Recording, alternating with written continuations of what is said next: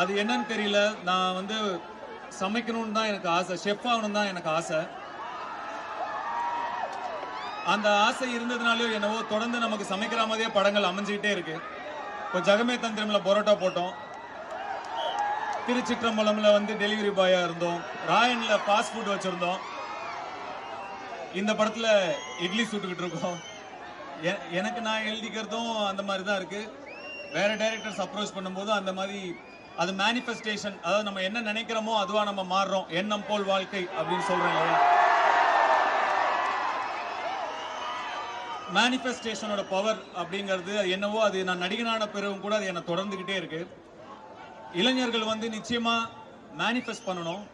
நம்ம என்னவா வாழ்க்கையில் ஆக விரும்புறோம், நம்ம என்ன சாதிக்க விரும்புறோம் அப்படிங்கறத நம்ம மேனிஃபெஸ்ட் பண்ணணும். நம்ம நம்பணும். ஆல்ரெடி அது நடந்துட்டா மாதிரி நம்ம நம்பணும்.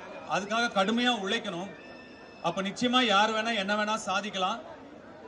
அதை மெடிடேட் பண்ணுங்க, ஒர்க் அவுட் பண்ணுங்க. இதெல்லாம் வந்து உங்களுடைய கோலுக்கு, நீங்க சாதிக்க நினைக்கிற விஷயங்களுக்கு உங்களுக்கு சீக்கிரமா கூட்டிட்டு போகும். ஸோ மேனிஃபெஸ்ட் பண்ணுங்க, ஹார்ட் ஒர்க் பண்ணுங்க. கருத்து சொல்றானேன்னு நினைக்காதீங்க. என் வாழ்க்கையில எனக்கு நடந்தது உங்களுக்கு சொல்றேன். கண்டிப்பா இதெல்லாம் நீங்க ஃபாலோ பண்ணுவீங்கன்னு நான் நம்புறேன். சத்யராஜ் சார் சொன்ன மாதிரி என்னுடைய ரசிகர்கள் யார் வம்புக்கும் போக மாட்டாங்க.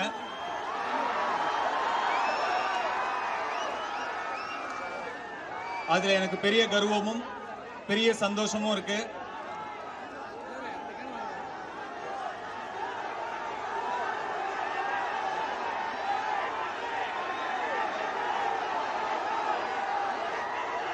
இந்த இட்லி கடை ரொம்ப ஒரு சிம்பிளான படம், ஒரு ஹம்பிளான படம், ஒரு சாதாரண படம்.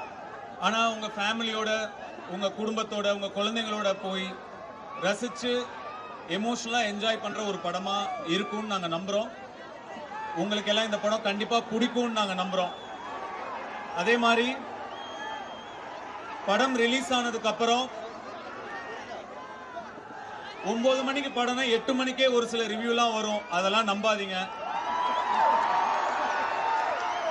9 மணிக்கு படம் ரிலீஸ் ஆனா 12:30 மணிக்கு தான் படம் எப்படி இருக்குன்னே தெரியும். அதுக்கு முன்னாடியே நிறைய விமர்சனங்கள் வரும். அதெல்லாம் நீங்க நம்பாதீங்க. நீங்க படம் பார்த்து முடிவு பண்ணுங்க. இல்ல உங்க நண்பர்கள் பார்த்திருப்பாங்க, அவங்க என்ன சொல்றாங்கன்னு கேட்டு படம் பார்க்கறதா இல்லையான்னு முடிவு பண்ணுங்க. சினிமாக்கு அது இன்னைக்கு ரொம்ப தேவை. சினிமா ஆரோக்கியமா இருக்கணும். நிறைய படங்கள் நல்லபடியா ஓடணும். எல்லார் படமும் ஓடணும். எல்லா தயாரிப்பாளர்களும் நல்லா இருக்கணும். சினிமாவை நம்பி சினிமா மட்டும் இல்லை, இன்னும் நிறைய பேர் இருக்காங்க. நிறைய தொழில் சினிமாவை நம்பி நடக்குது. அதனால எல்லா படங்களும் ஓடுறது ரொம்ப முக்கியம். அது உங்க கையில தான் இருக்கு. அதனால சரியான விமர்சனங்களை பார்த்து நீங்க முடிவு பண்ணுங்க படம் எப்படி இருக்குன்னு. அப்படிங்கிறது என்னுடைய ரெக்வஸ்ட். வட சென்னை வருது கண்ணா அடுத்த வருஷம்.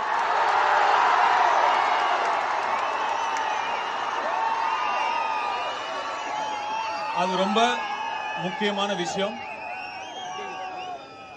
மீண்டும் உங்களை எல்லாரையும் 10 வருஷம் கழிச்சு சந்திச்சதுல எனக்கு ரொம்ப ரொம்ப ரொம்ப சந்தோஷம்.